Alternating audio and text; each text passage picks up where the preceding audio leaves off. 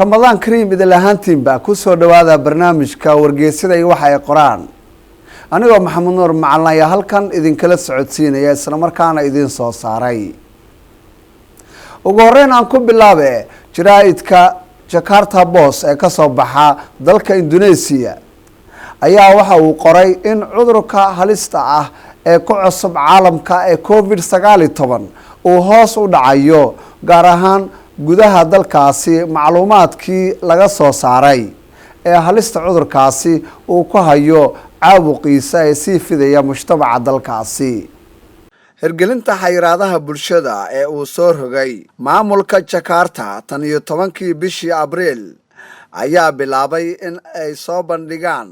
hoos u dhac ay ka muuqato in xaaladihii cusba ee caabuqa cudurka uu yahay mid si dhaqso leh hoos ugu sii dhacaya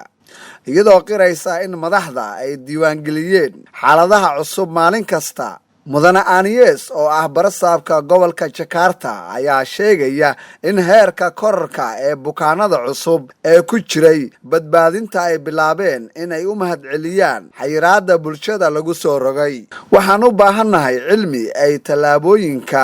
la xiriira PSPP-da ay ku soo bandhigi karto natiijooyinka xilli ay dadka deegaanka Jakarta ay guryahooda joogeen taniyo bartamihii bishii Maarso haddii ka hor inta aanan si rasmi ah magaalada loogu soo rogin xayiraadaha sidaa waxaa sheegay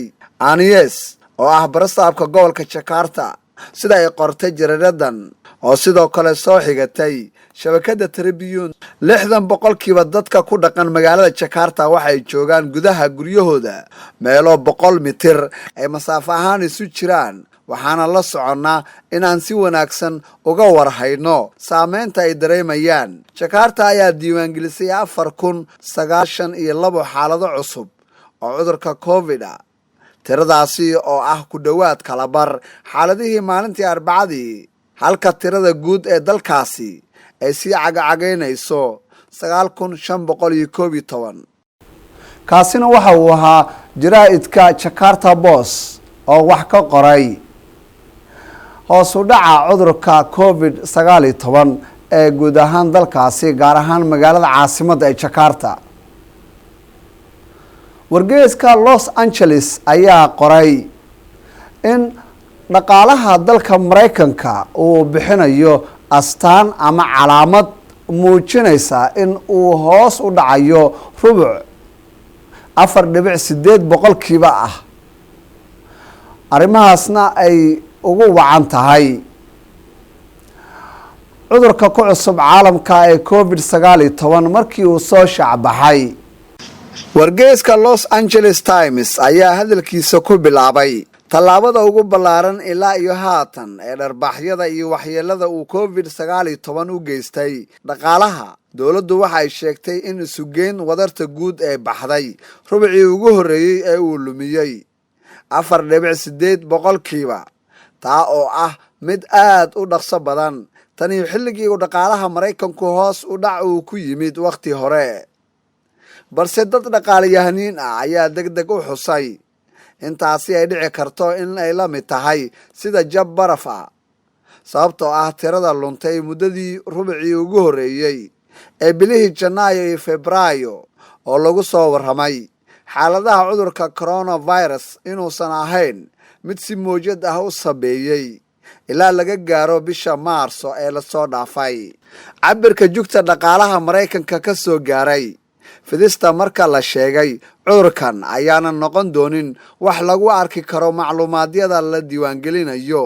ilaa laga gaaro rubuca labaad waxay shaki yar gelisay diiwaangelinta dalka Mareykanka taa oo muujinaysa inay tahay bar 10kiiba oo muddo sanado badan oo dhaqaalihiisu sii fidayay uu si dhaqso leh hal mar u lumi karo iyadoo uu dalkaasi geli karo dhibaato siyaasadeed oo dhinaca dhaqaalaha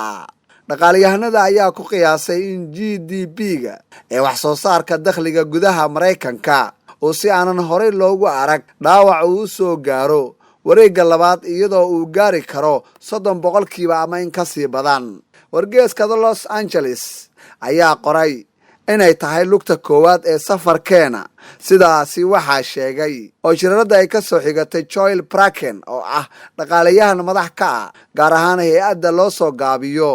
IHS Market warbixin soo saartay Arbacadii shalay toole sida wargeyskan uu qoray.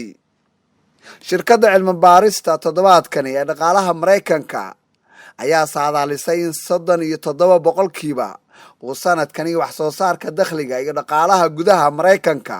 uu hoos u dhici doono marka loo eego qiyaasta rubaca lumay ee haatan la sii saadaaliyay. taasina ay ka orod badan tahay marka loo eego hoos u dhici ku yimid ama ku dhacay wax soo saarka dakhliga gudaha Mareykanka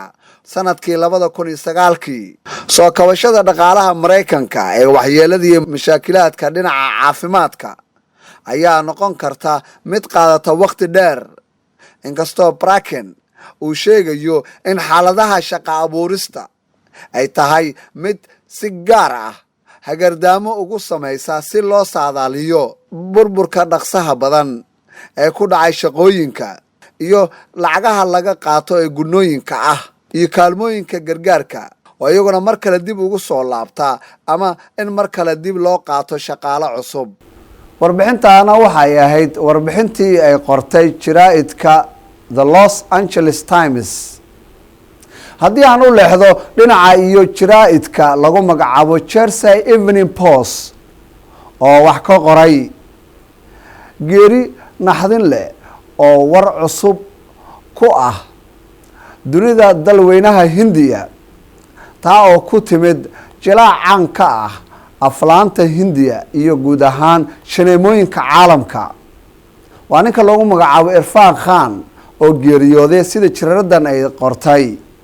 Irfan ayaa nin aad u xoog badan, dagaalna kula jiray waqti dheer ilaa uu cudurka dhulka u dhigtay. sidaasi waxaa lagu qoray bayaan